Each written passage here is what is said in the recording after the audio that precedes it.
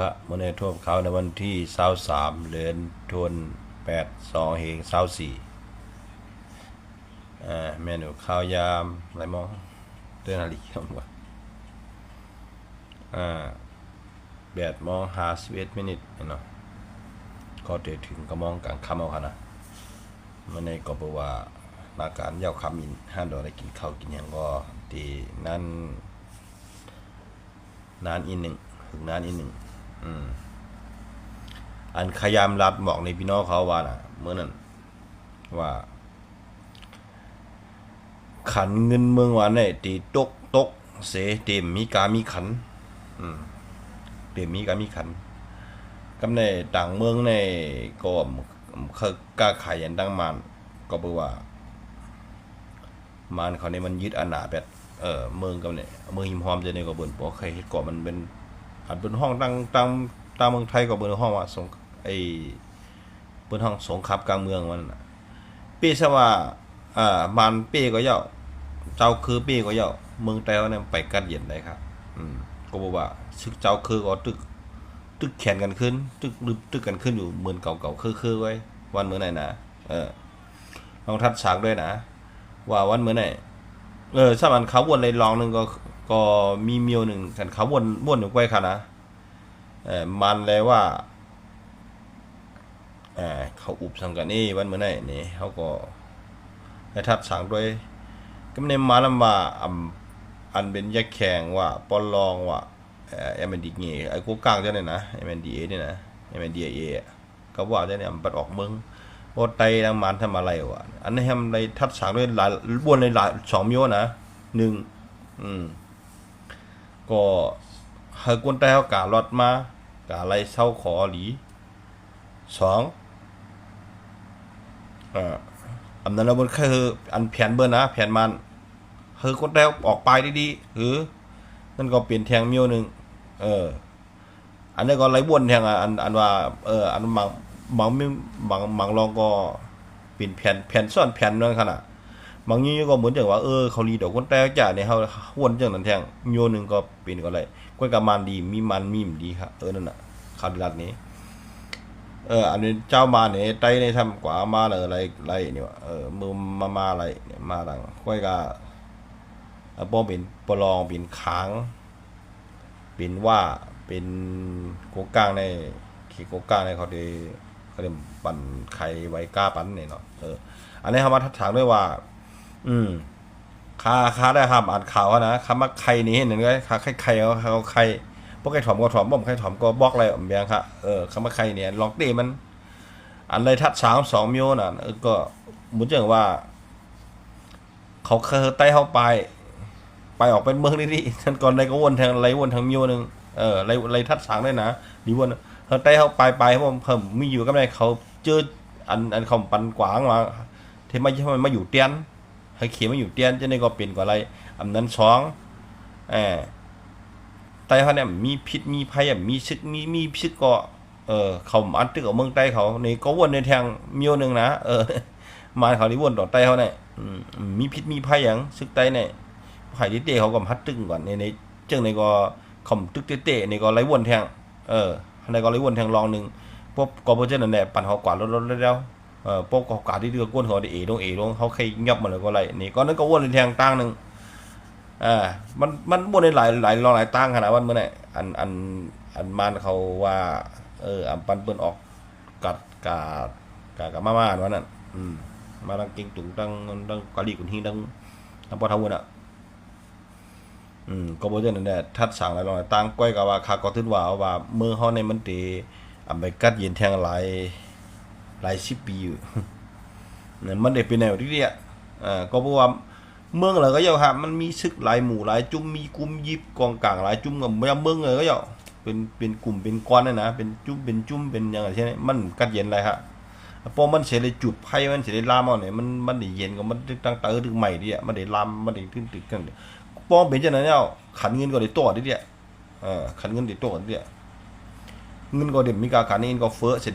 ว่าเพราะเศรษฐกิจมันอันนี้กับไอ้ลองเจอจ่ายไปหมักมีในเมืองมันก็ได้ยกย่อมกับคุ้มเมียว กำไรลอกลายตัดดีอดีหนาในพี่น้องคนเมืองไทยเขาเนี่ยแต่ได้ซื้อน้ำมันว่าก็กา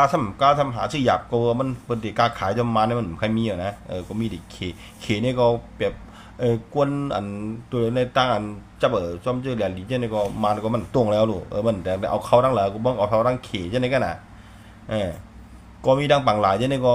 ปอตั้งไทยอะไรก็ไทยปอตั้งไทยเหมือนใดก็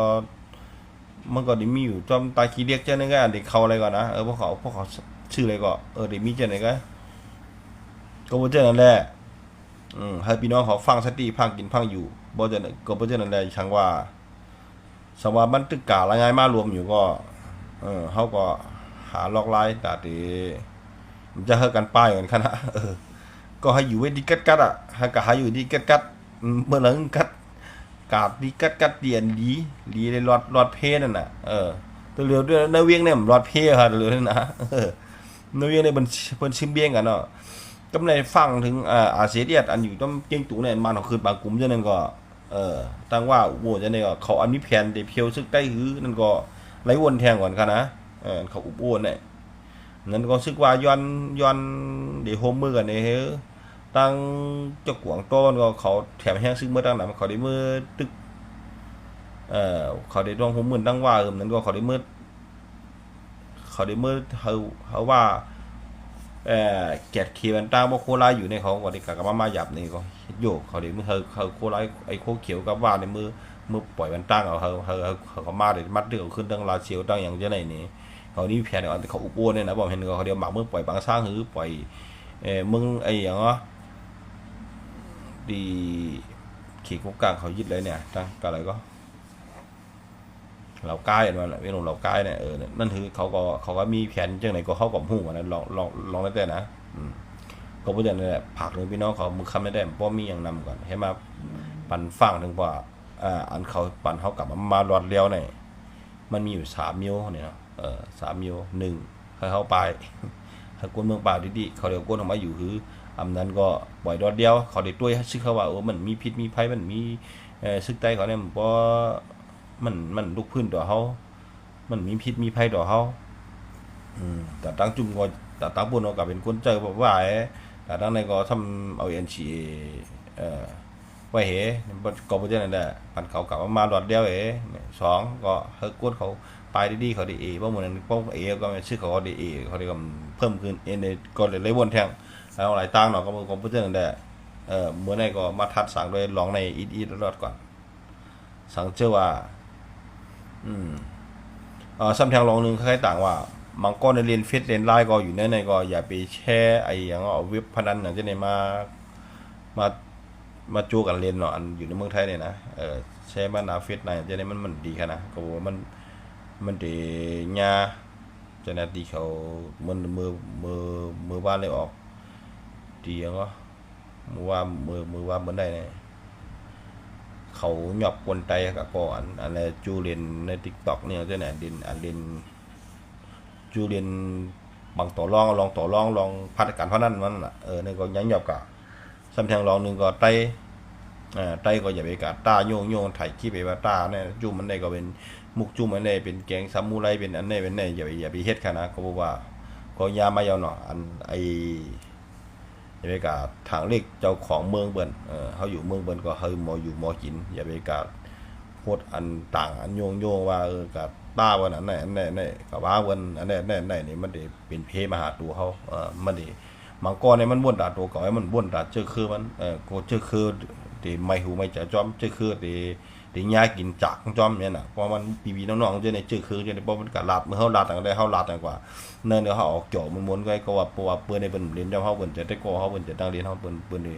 บ่เฮาเฮ็ดตั้งก่อนเนี่ยมันผิดปักเปิงเปิ้นนี่ก็กระถางเลขเปิ้นเหมือนอย่างไอ้มานั่นไอ้มาเนี่ยเป็นเห็นมาในอันมันในลาดนั่นคนแปลมันนั่นแปลเมียนก็มันก็จะเรียกว่ากระถางเรียกว่ามานอนจอมยิงไทยงานน่ะมันจะเรื่องนั้นก็มันกุนเขาแปลปองว่าก้อยกับมันว่าห้องว่าหยังก็ลองลาดล้อมดีนั่นน่ะลาดล้อมดีก้อยกับว่าเปิ้นเอามันอันนั้นไล่สิตาเปิ้นเอาได้หาลาตามโยเฮอมันไล่กับในมันผิดเปิงกันว่ามีบ่หลักเข้าเมืองให้นั่นน่ะมันก็ยากกินกว่าเฮ็ดนั่นพอแต่เฮียงก็ เขาอย่าไปวนเอาตังจองไว้เขาอยู่เมืองเพิ่นก็เขาบ่อยู่บ่กินอย่าไปกาเช่นนหลาแน่น่ะแล้วอันเปิ้นอันเป็นคนมันโยงมาวางโยงกาว่าปอดอันนั้นการอย่าไปกาต่างโยงมันได้เป็นเทพหาตัวเก่าเนาะมันจะเข้าไว้มันได้ปีวีเนาะเฮาก็ตีมาหุ่มตีหยาบจากบ้านนี่ก็บ่จังได๋ผักในเมืองไต้อยู่ในเมืองไทยเลยกูดีๆเนาะก็บ่จังได๋อยู่เมืองแล้วก็อย่าว่าเฮอบ่อยู่บ่กินอยู่เมืองเฮาก็เฮอหมอฟังสติเฮอบ่อยู่บ่กินเฮอตุ้ยเงาลายหมานเมียนวนดีหลีที่เฮียงก็แทบตัดสินใจหลีก็บ่จังได๋ผักถึงพี่น้องเขาอีกนึงกันเนาะมื้อนี้ก็มาสู่กัน